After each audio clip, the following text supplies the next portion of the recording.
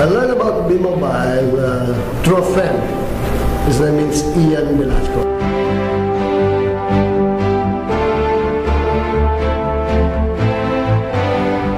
Nalaman ko yung B-Mobile nung time na nag-apply ako ng bagong trabaho. Kasi then, yung tao na bigay sa'yo ng first, sabi daw, pwede daw magbago yung buhay.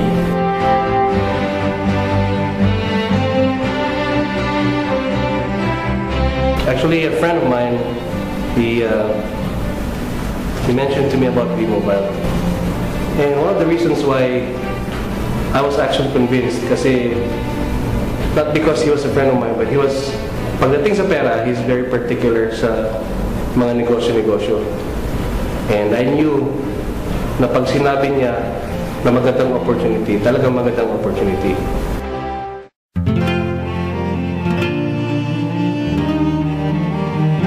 Galing kami sa London, long dito, long doon. And I experienced, sabi nga na we look okay, but we're not really okay. As a matter of fact, the sad part there is, before B-Mobile, she is a scholar. Doon sa ano ng ate ko, my sister, we are considered the parents, pero hindi namin mapag-aral yung youngest daughter. It was kind of rough because it's hard living without your parents. Yeah, it's hard, especially when you need to buy stuff in school. So what I do, I ask money from my classmates instead, and I'll pay them the following week. Dati akong janitor, nakatira ko dati sa Payatas. Hindi ako kumita sa Payatas dahil alam ko lang hanap buhay yun. Hanap buhay lang siya. Paikot-ikot na yung buhay ko sa labas. At minsan din experience ko rin mag-akot ng basura. Life in the US, simple lang po. There are times na makapag-relax ka, but most of the time you're up on your feet. You really have to work sa US. Doon kasi it can be very stressful at times sa US. And it's not a joke.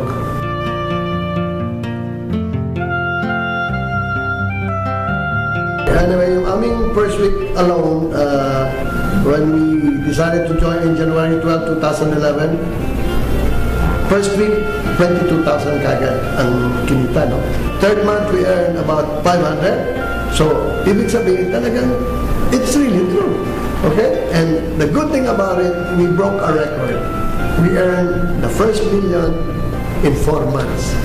Experience ko nung una, nung sumali sa B-Mobile, 2009 ako sumali, wala akong income din yun kasi last money ko in-invest ko dun. 9 AM the morning, ginagawa ko, nagpa-flyers na ako sa Robinson Galleria. Isang beses lang kumain sa araw, tanghalian ko, tubig lang, tas biscuit. Nakasurvive ako, mahirap explain kasi actually kahit bitsing kong galing wala eh. Pamasahe, naglalakad ako galing ko papuntang Ortigas. And then everyday ko ginagawa na hindi rin nila alam na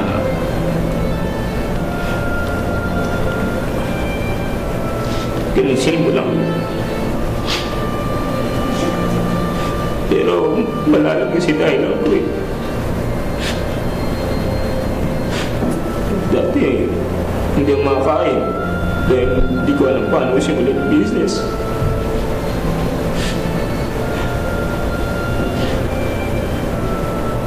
Pero natutunan ko yung sistema, hindi ko lang sinishare ko sa kanila. Maniwala lang sila, lagi-lagi sa kanya.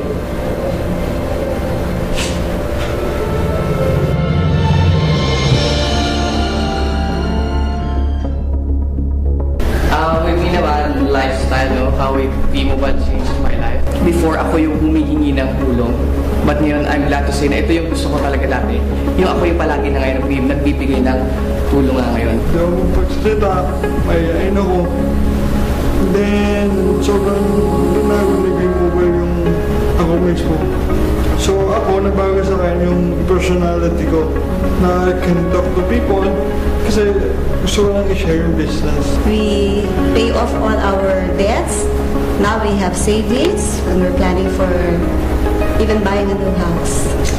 A big change for me was the mere fact na bilang isang anak ka, you can help out your family, you can help your parents. Now it's payback time.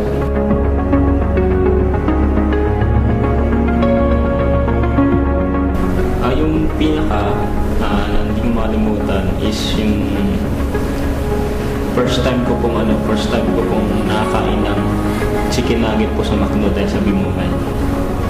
Kasi dati po sa Payatas, minsan po kinakain lang po namin is yung pagpag din. Pero nung simula nung may first time sa chicken nugget, naging positive po. Sabi ko na po, dito sa B-Mobile lahat makakain mo eh. Yung po yung hindi ko makalimutan sa B-Mobile. With unforgettable experiences, there was one instance na I talked to this person, and after a business meeting with this person, he asked me for my certification with V-Mobile. He asked me for my financial statement for the last 3 months. So what I did, pumunta ako sa bank, kumuha pa ng financial statement, and I got the certification. The following day, pumunta ako sa kanya, and I showed it to him. Tuntua siya, wow, this is great. Pinakita ko sila, this is my earnings, ganyan. And sa awa ng Diyos, hindi pa rin siya nag-join.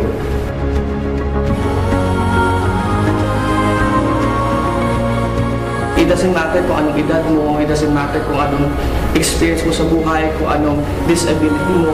Ang importante dito, alam mo yung ginagawa mo, nilalagay mo sa puso mo, at sasabi mo sa lahat ng tao na itong ginagawa mo ay para sa pamilya mo, para na makatulong.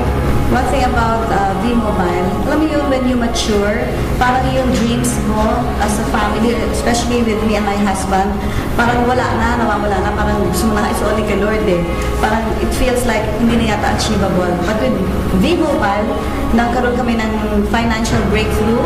So now, parang we see ourselves living in a brand new house. Yun yung pinakamaganda sa lahat dito, yung financial breakthrough na nangyari sa buhay. This is an opportunity na kinuha namin as a regular person.